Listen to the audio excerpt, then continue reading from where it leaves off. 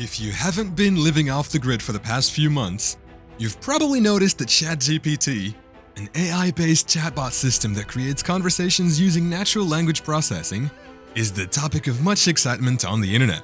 But with this fantastic piece of tech, great concerns have come from many worried parties.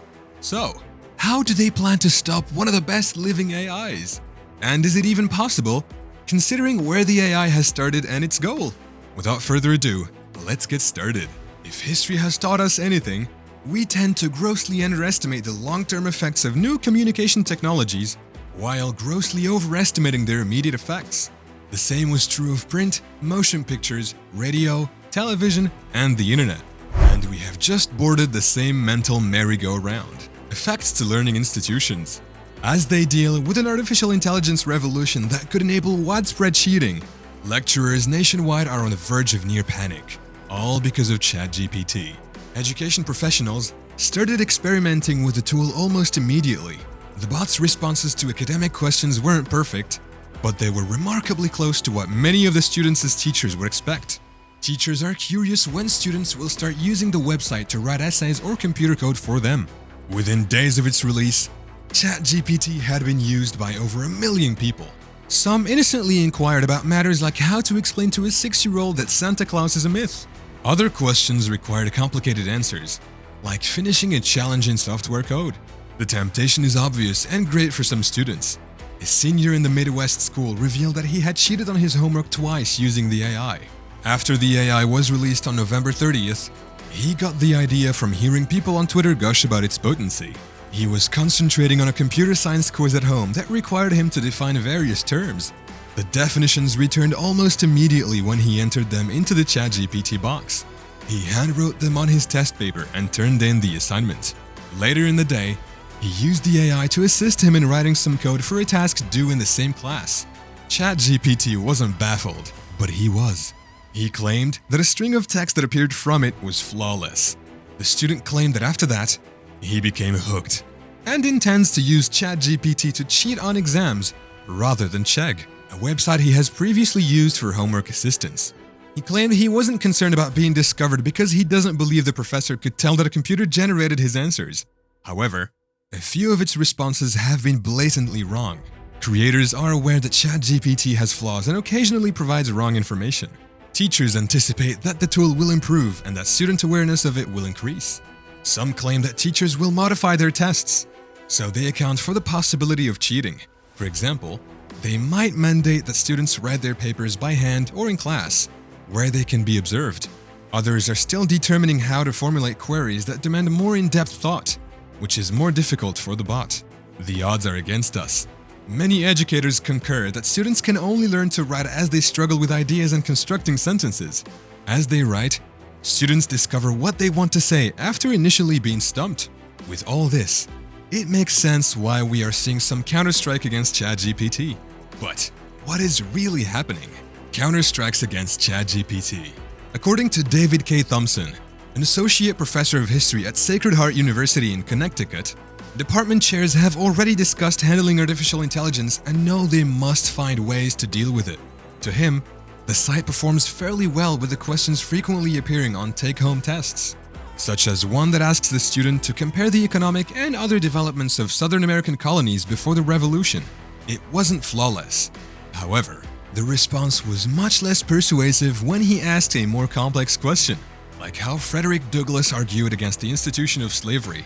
He claimed that professors would have to grade students on their analytical reasoning rather than just facts that can be looked up.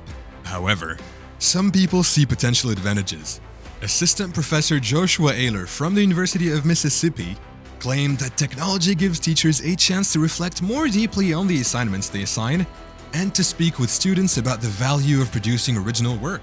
Honestly, there is a curiosity among educators in addition to panic.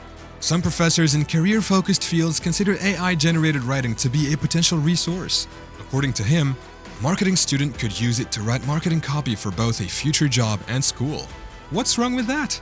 Some of these educators don't mind if students become the next Ernest Hemingway. It's just another tool if communication is the end goal. What matters most is that the tool must be used in conjunction with learning, not in place of it. And now, Thanks to an app developed by Edward Tian, a 22-year-old senior at Princeton University, it is now possible to determine whether ChatGPT wrote the text. During his winter break, he spent time developing GPT-0, which he claims can quickly and efficiently determine whether a human or ChatGPT wrote an essay.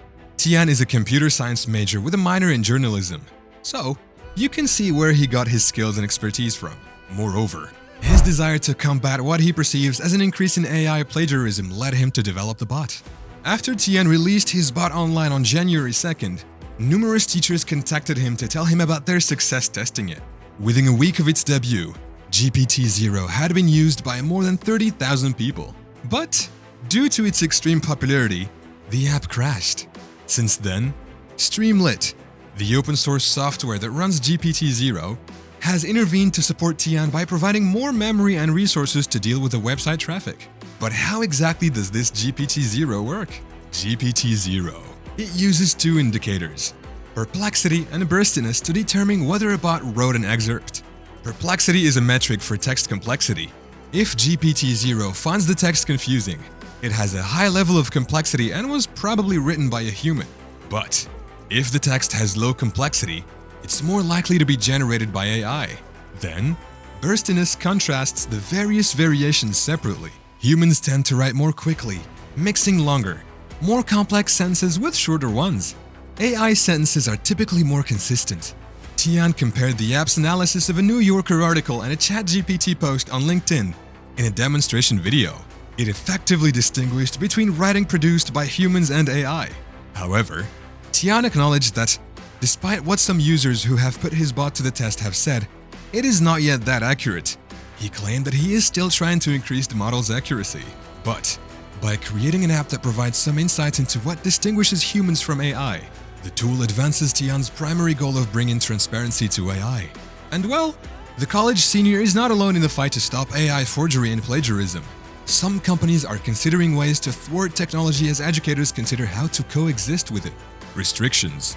Turnitin, a company that made the widely used software to identify plagiarism, is now researching how it might identify content produced by artificial intelligence. According to many officials, automated essays differ greatly from student-written essays in many ways. The writing style of students is distinct from that of ChatGPT content. To them, essays written by AI sound like the average person, but since no student is precisely average, the essays will sound different from them. They typically could be more interesting. But let's be honest, it will be challenging to catch cheaters who use the technology. Let's say OpenAI should make ChatGPT's source code accessible to the public because researchers can only create genuinely effective tools for catching cheaters.